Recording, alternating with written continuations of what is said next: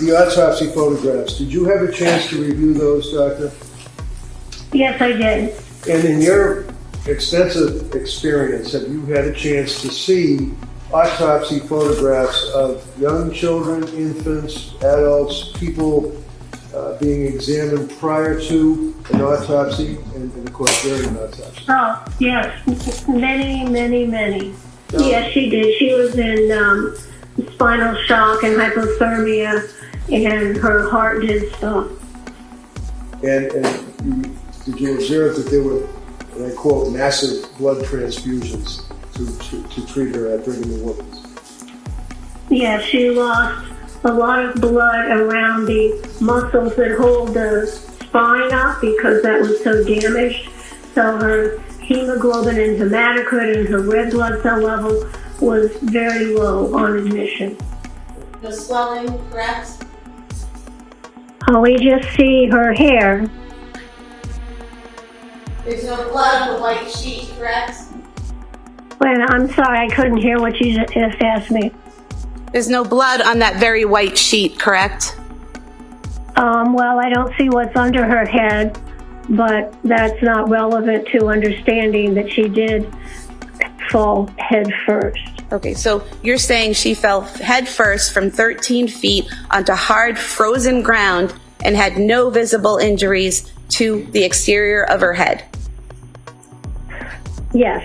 And you're saying that she... Excuse me, I'm It was sure a yes or no question, doctor. Listen, hold on.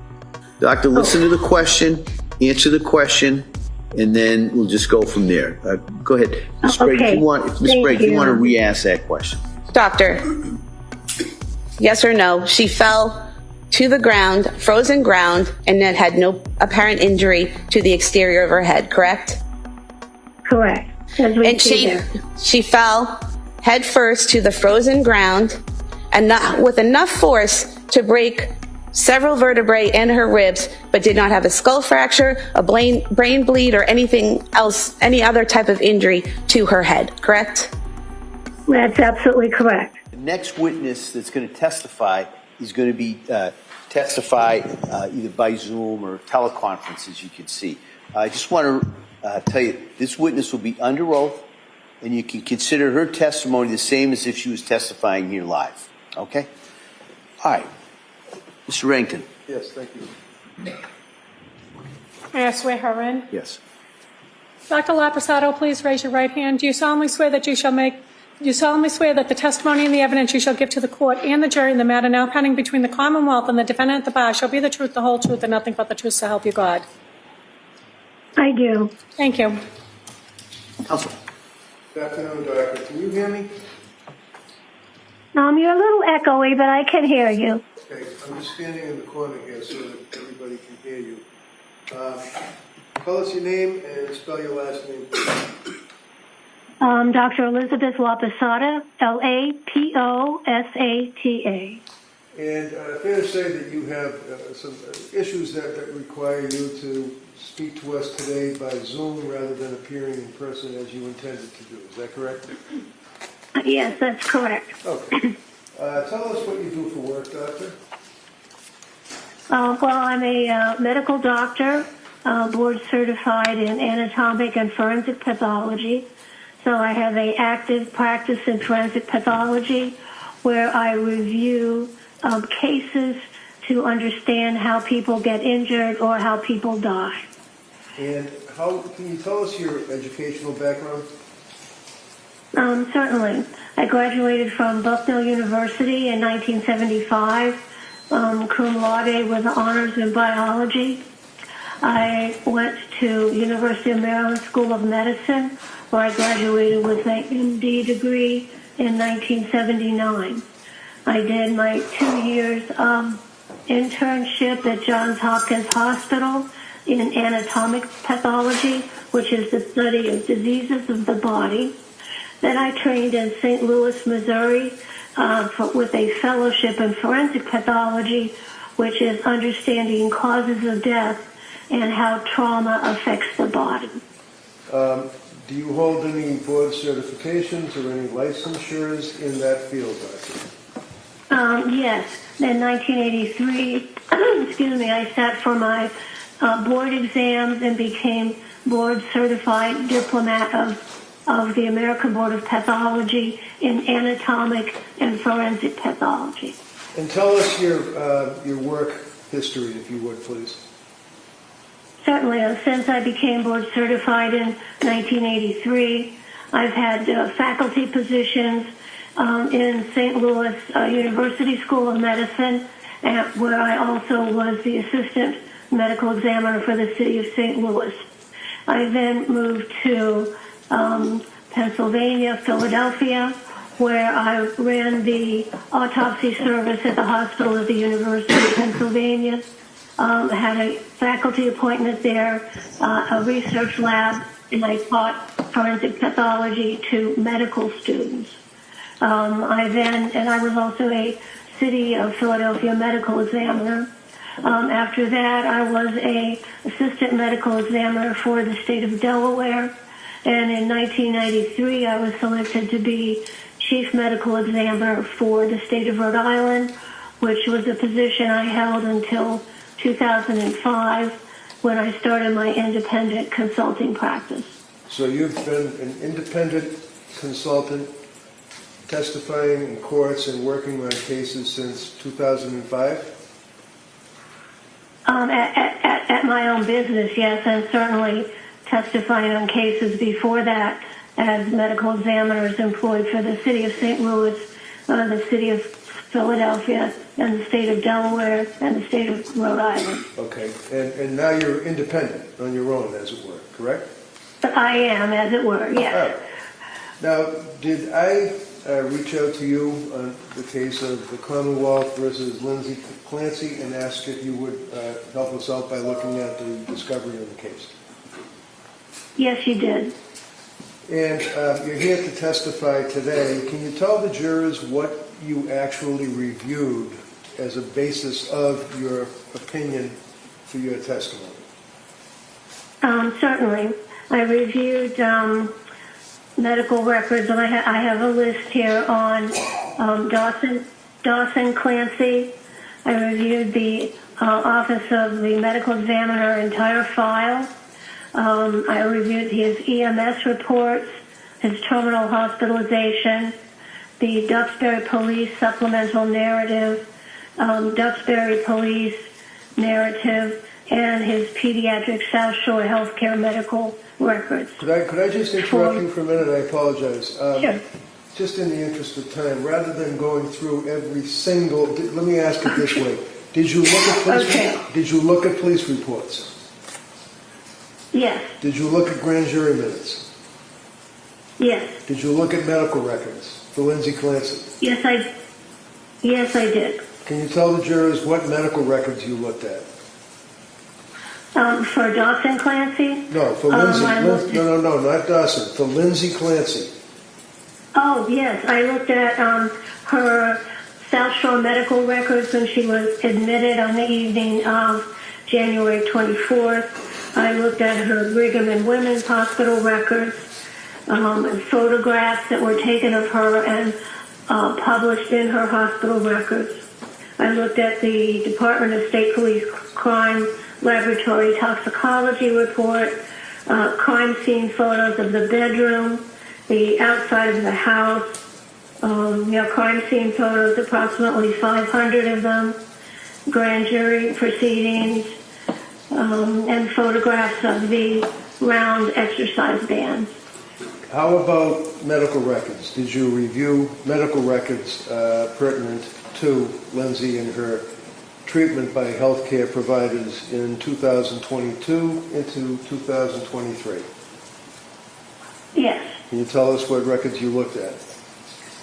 Well, I looked at her records from the post-injury records from South Shore Hospital, where she was first transported after she was found in the backyard of her house. And then I looked at her hospital records where she was transferred from South Shore Hospital to Brigham and Women's Hospital. Excellent. Doctor, in the course of preparing for your testimony here, did I direct you to a gentleman, a Mr. Drake, and ask him for help putting together a little diagram to illustrate your testimony? Yes, you did. Mr.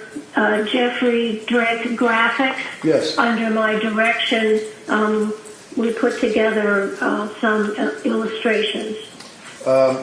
And, Your Honor, we all know what it is. Could I offer this now? If you want to, is there any objection? It's the prior questions. Yeah, so same ruling, that may be admitted. Do you want to pass out those? Sure, that'd be great. Yeah.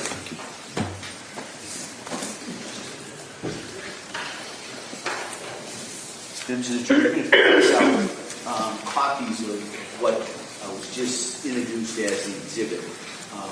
It's just so you can kind of follow along with the testimony. And at the end, you can ask to pass it back to the clerks.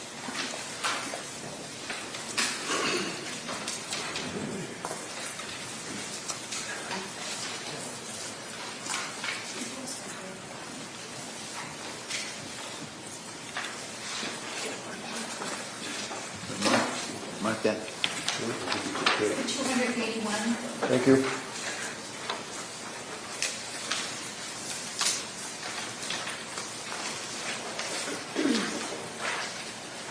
All set? Yes, I think so. Thank you. Now, Doctor, first of all, you made reference to Dawson Clancy, that you had a chance to review medical records and photographs and autopsy reports on Dawson Clancy? Yes, on Dawson, Cora, and Callan. All three. Okay, three of the children. One of the questions that I have is that of the photographs, the autopsy photographs that you Ray, were... do you want to take that? It might be just kind of confusing. That's better. Then we can go back. When we get back to the charts, we can do that. Okay, thank you. Thank you. The autopsy photographs, did you have a chance to review those, Doctor? Yes, I did. And in your extensive experience, have you had a chance to see autopsy photographs of young children, infants, adults, people being examined prior to an autopsy and of course during an autopsy? Oh, yes, many.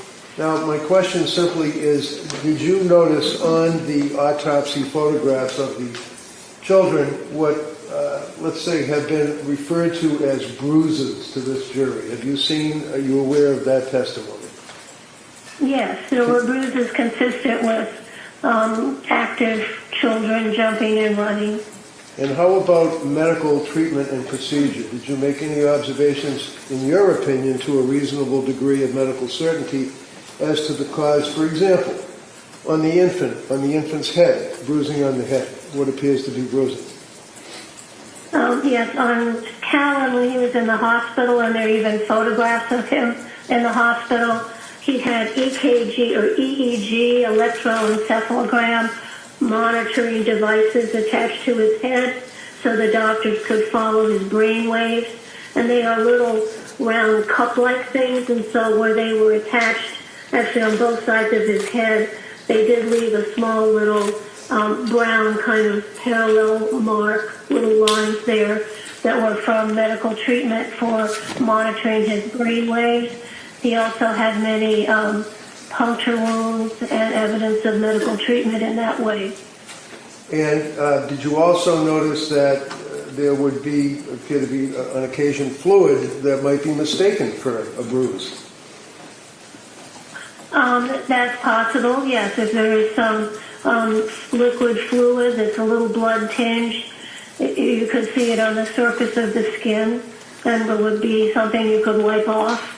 So, for example, Doctor, to a reasonable degree of medical certainty on the photographs of the infant that show what you say were the couplet marks on the area of the skull, they don't come from anybody squeezing, beating, pushing, or causing any injury to that child, in your opinion. Is that correct? No, absolutely not, no.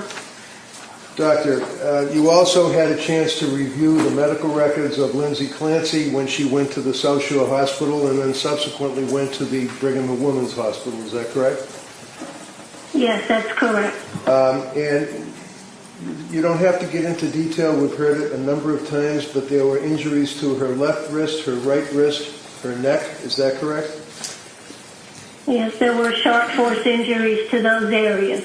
And in your practice as a pathologist, have you had occasion over the years and over the many cases that you have had involvement with to observe self-inflicted wounds to a person's wrist or their neck in the course of a suicide attempt? Many times.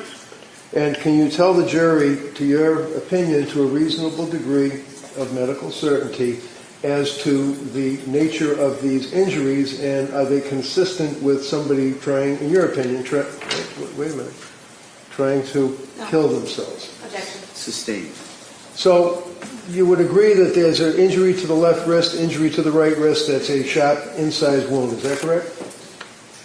Yes, they're cutting type wounds made by a sharp object such as a knife. Okay. And how about the neck? Did that penetrate the fascia or did that penetrate the skin? To what degree? Yes, there were also linear, superficial incised wounds to her neck, and there were several of them, and one or two of them went deeper. There was bleeding also from the wounds on her wrists, and there were numerous attempts at cutting the skin, which we call hesitation marks, which are a classic finding in suicide attempts. And those incisions did cut in through the skin and cut blood vessels that were under the skin.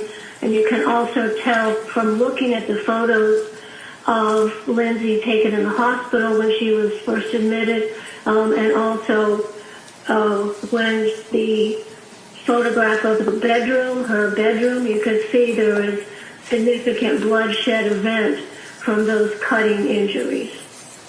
Now, did she also sustain an injury to her neck from your review of the medical records? Yes. Can you tell us what type of injury, and if we could, and if it assists the jury with you, you can make reference to the pages of the little report and the diagrams, page 4, 5, and 6, and tell us what we're looking at. Okay, let's see. So are we ready to look at number 4? Sure. Yep, start off with 4. Okay. So Just so you know, what I think that's the first page that you have, so just... Yes, that's right. Yes, page 4 is actually page 1. Yes, so what we have here is to show you how Lindsay was injured. And I got this from the scene photographs, from all her medical history, and my knowledge and training, understanding how injuries happen to the body.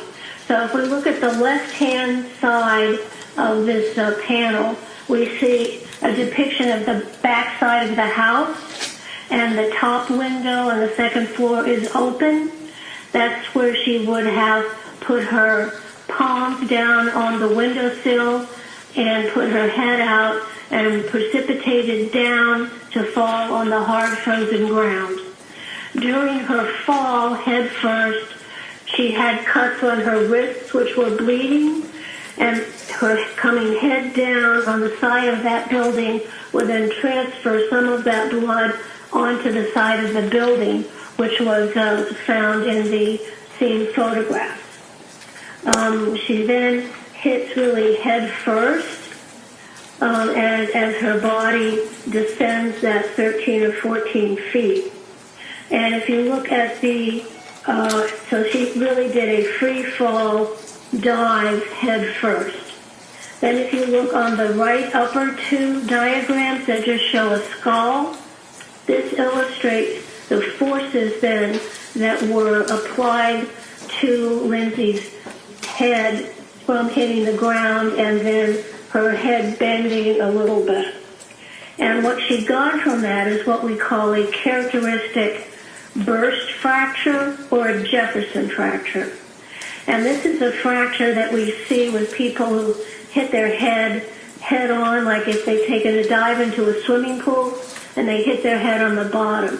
It's a classic finding in people who have energy applied to the falling head. And what it does is that it takes the first cervical vertebrae, which kind of looks like a donut, as you see up there in the middle, and it squashes it. The base of the skull then squashes that, and then like a donut, it kind of spreads it out. And she had 6 or 7 fractures of that cervical vertebrae, number 1, the ring of that. And the fractures I have pointed to there with arrows. So that is called the characteristic Jefferson fracture from hitting your head, the top of your head, in a dive first position. So you could also describe it as a bursting type fracture. But you don't get any spinal cord injury from that because the area, the hole in the middle is pretty big. So it just crushes down on the sides and fractures the ring around the spinal cord. So that tells me immediately that she landed head first and went down the window, went down head first. Then the energy is transmitted then from her head down her vertebral body, down the bony spine. And that then fractured and compressed C1. The lower right-hand panel there puts that cervical vertebral body in the context of the rest of her skeleton. The left upper hand, we see her jaw, and then the C1 is pointed out there, and there are little springs there to indicate they were squished and compressed together and fractured. Now, looking at the next page, which would be 5, does that assist us in looking at the illustration of the injury to the spine? Yeah, so this is after her head hits, so she gets her head first, then there is some flexion of her body, and the energy from the impact is transmitted down her vertebral column.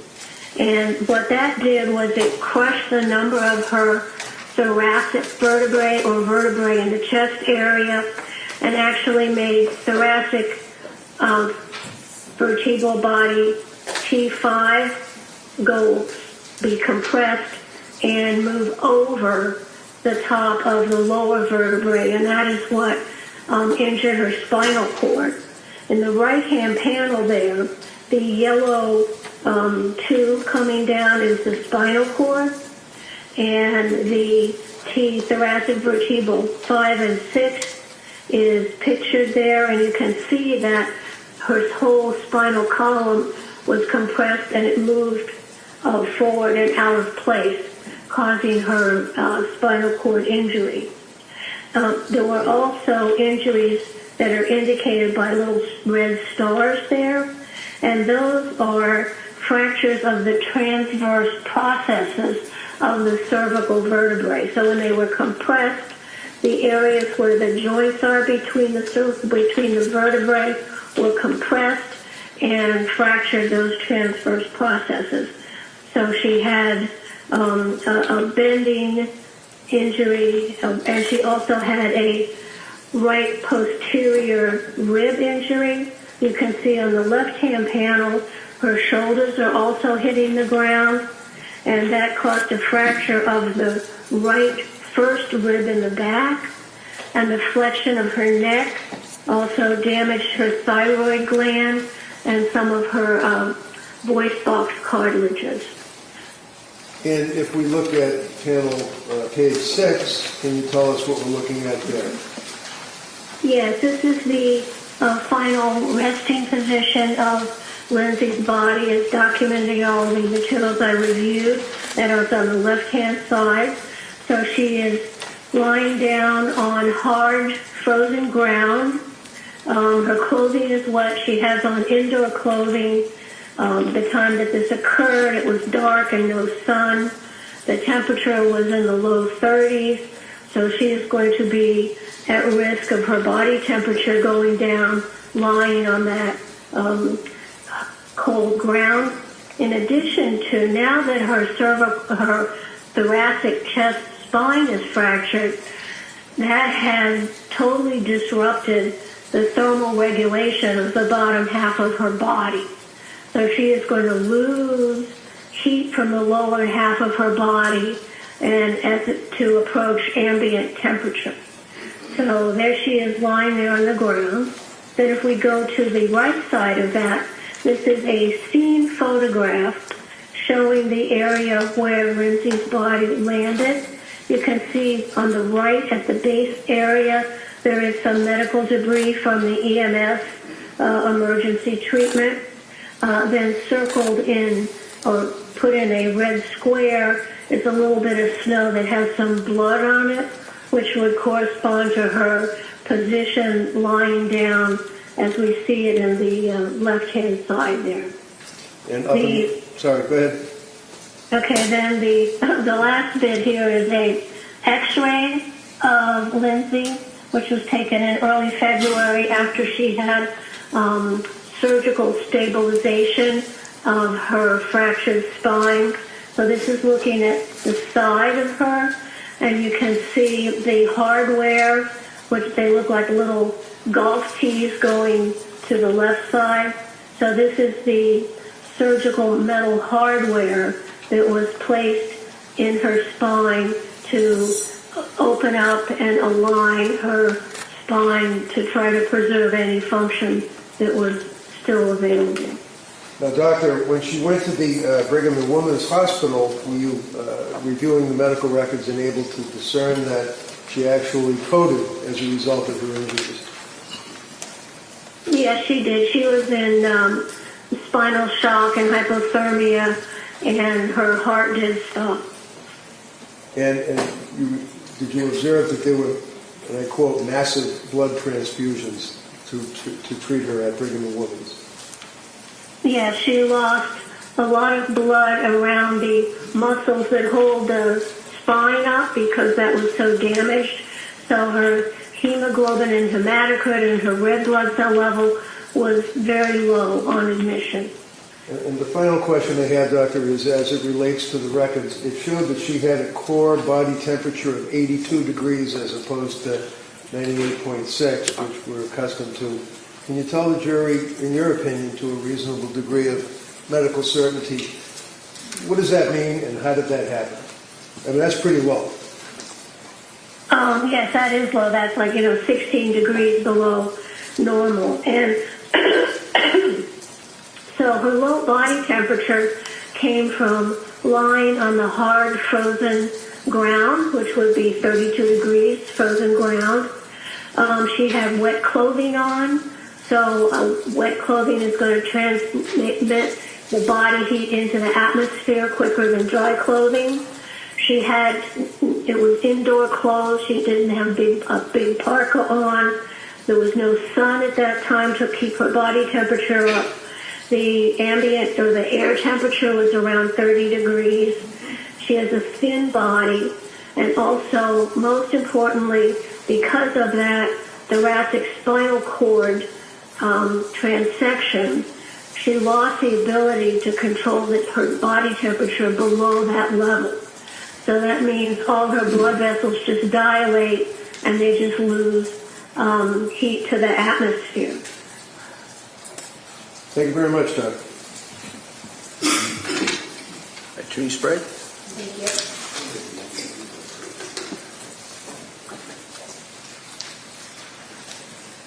Dr. Laposata, Yes. you were head of the Rhode Island Office of the Chief Medical Examiner when it was cited for 10 violations in unsafe conditions, correct? Yes, the unsafe condition was a light bulb out in a hallway, a computer in a hallway, and a few other minor things. I was very happy to have a safety inspection. Right, those were the unsafe conditions, but there were also 10 other violations, correct? They were minimal. I don't recall now. It was 20 years ago. You didn't treat Ms. Clancy, correct? Correct. And you didn't examine her yourself, correct? Correct. Now, you talked about a Jefferson fracture and or a C1 burst fracture and how it can be from hitting the top of your head, correct? Yes. Isn't it also true that you can sustain a burst fracture by hitting the back of your head or the top of your shoulders as well? No. You say that she fell from 13 feet from the windowsill onto her head, the top of her head, correct? Onto the frozen ground? Yes.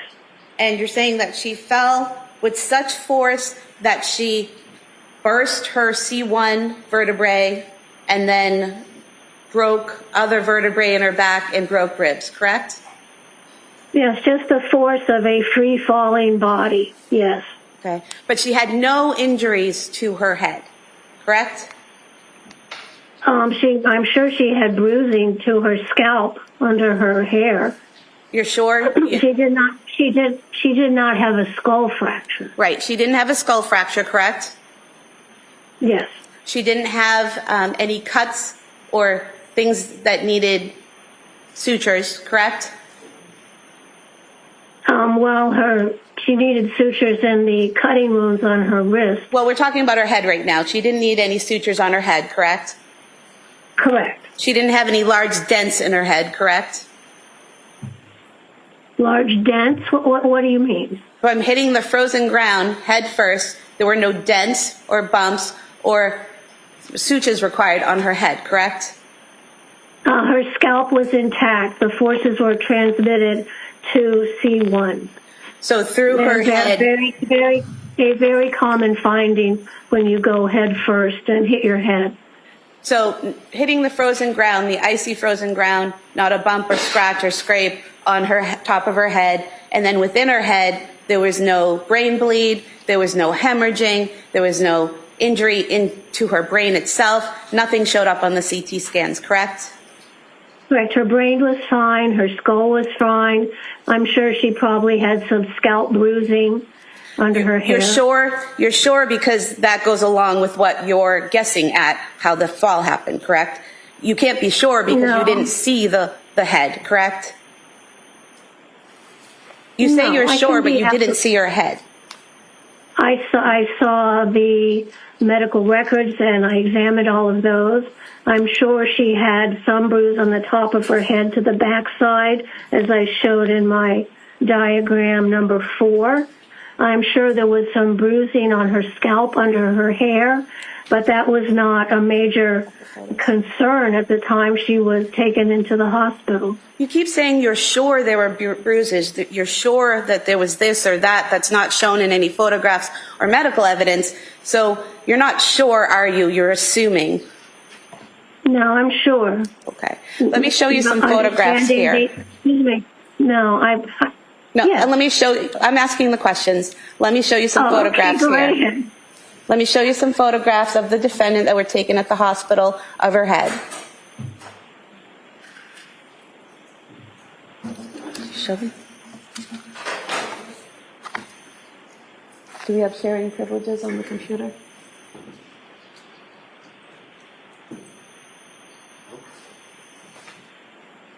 I mean, whatever you want, we'll do it.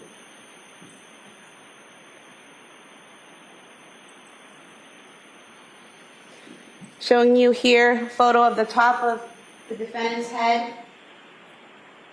No Yes, I see that. cuts, no swelling, correct? We just see her hair.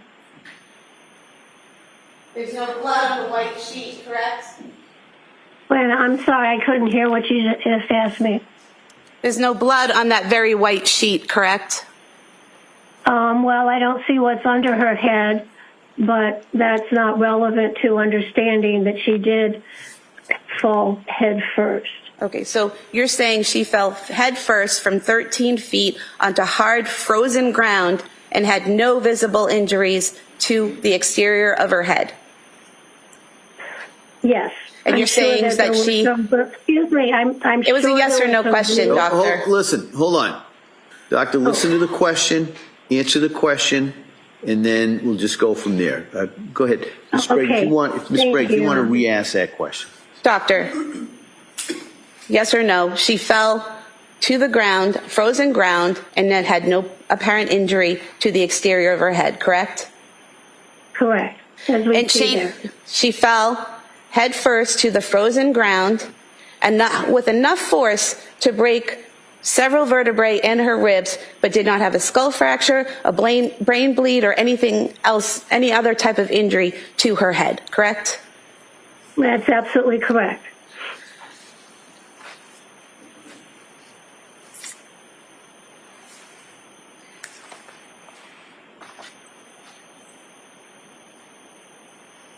Move to put the photographs we were just showing into evidence. Any objection? All right, they may be admitted. 282.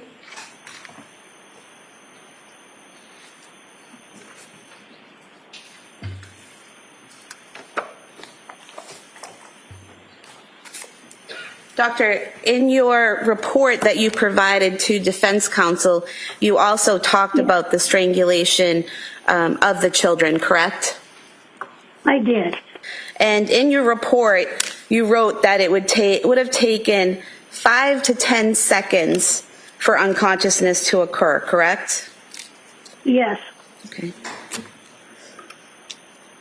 Now, do you recall testifying previously in State of Rhode Island versus Kimberly Fry, case number W1/2010-0413A? Do you recall testifying previously in that case? No, I don't.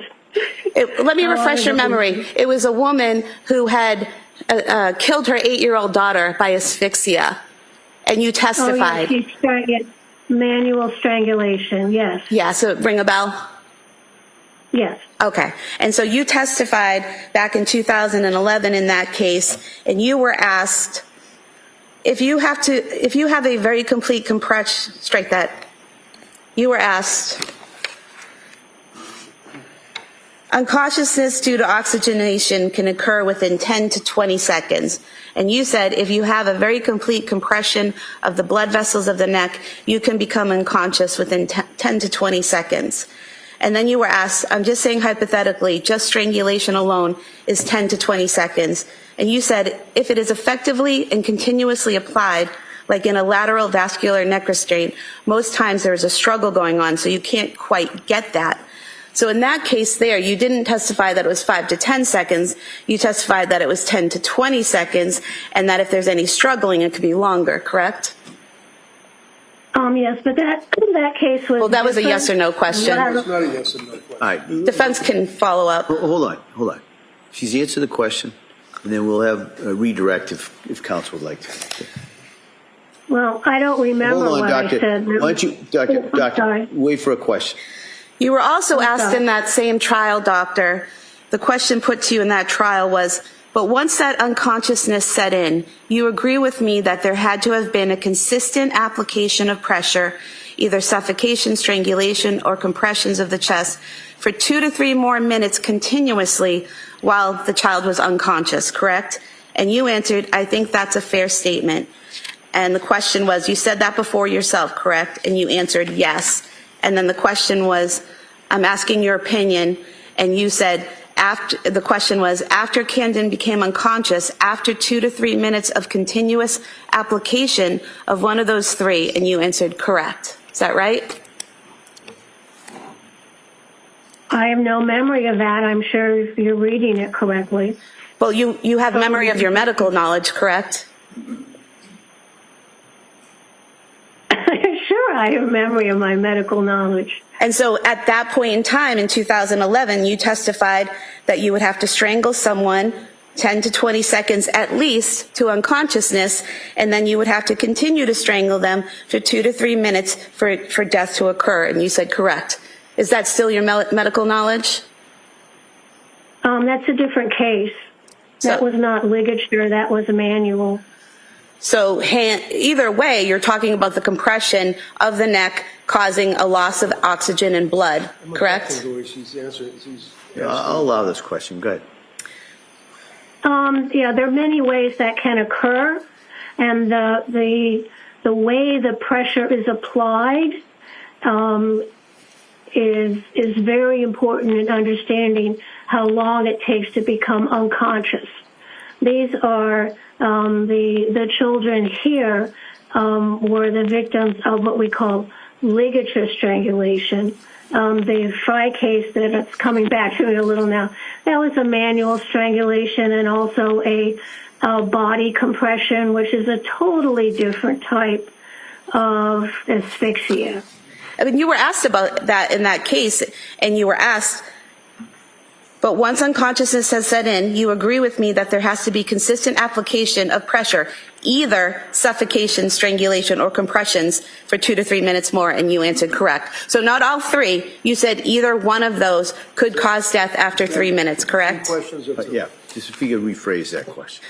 You were asked, but once unconsciousness set in, you agree with me that there had to have been consistent application of pressure, either suffocation, strangulation, or compressions of the chest for 2 to 3 minutes more continuously while they're unconscious. And you said, I think that's a fair statement. So that's what you said, correct? Yes, in order to become dead, brain dead, the physiology is that you become unconscious within 5 to 10 seconds, and then you're unconscious, but that's not dead.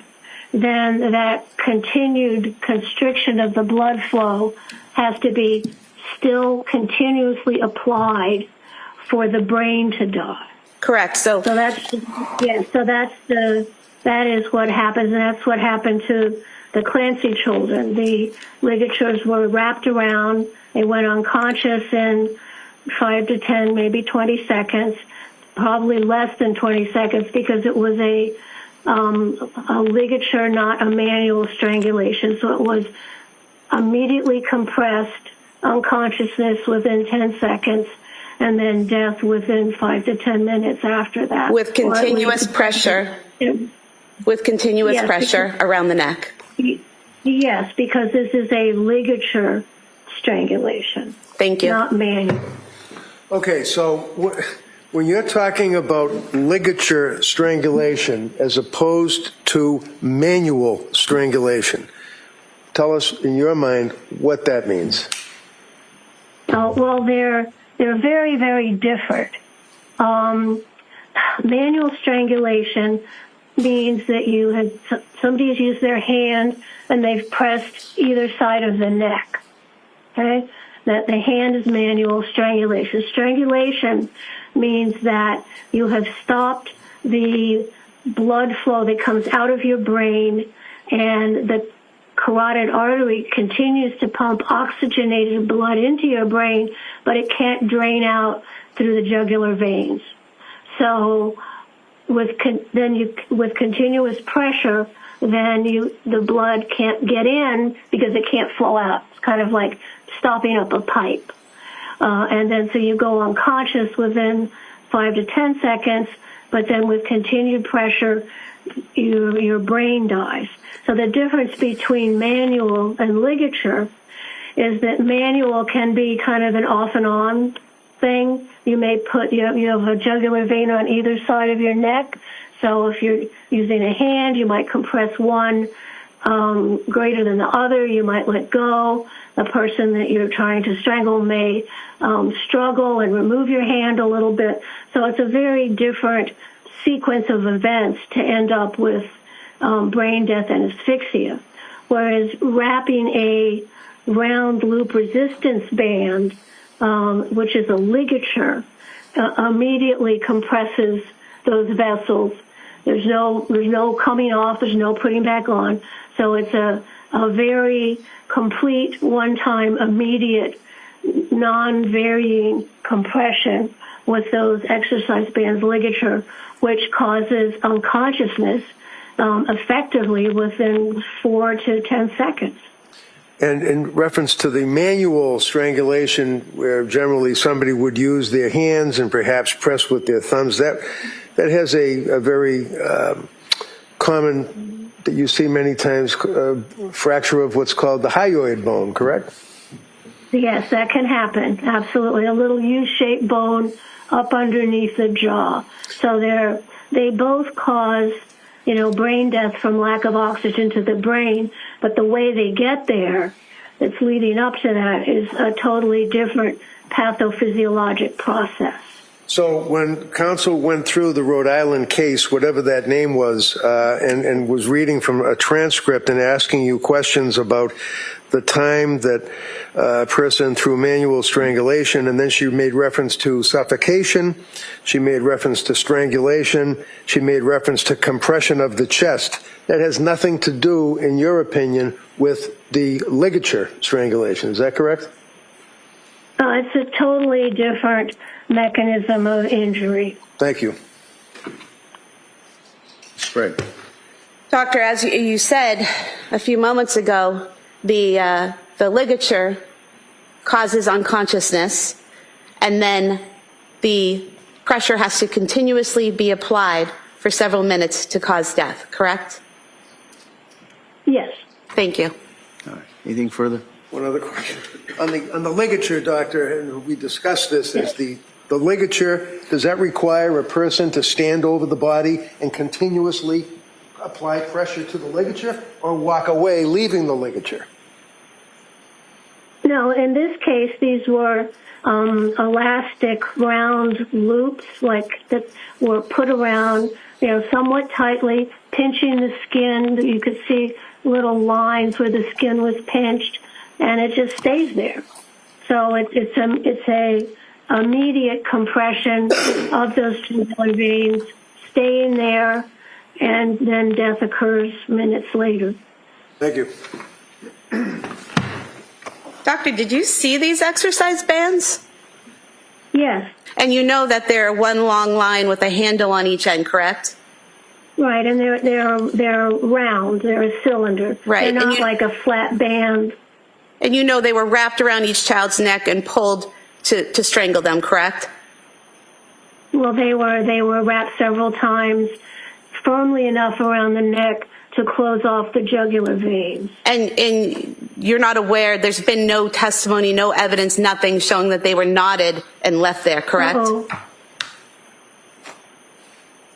They weren't tied in a knot and left around their necks, according to any of the evidence, correct?